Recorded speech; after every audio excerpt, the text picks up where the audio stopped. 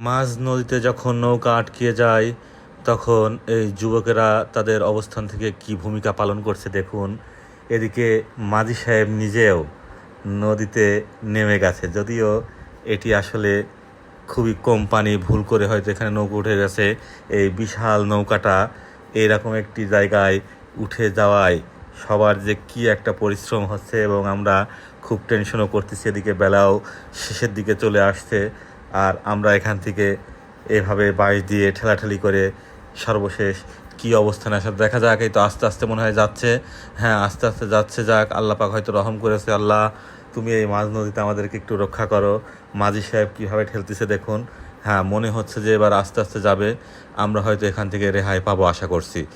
আমরা খুবই আতঙ্কিত ছিলাম, কারণ যদি এই ডাকাত দল আবার চলে এসে আমাদেরকে অ্যাটাক করে তাহলে আমরা খুবই ভীত সন্ত্রস্ত ছিলাম। যাক, আল্লাহ শেষ পর্যন্ত আমাদের রক্ষা করেছে।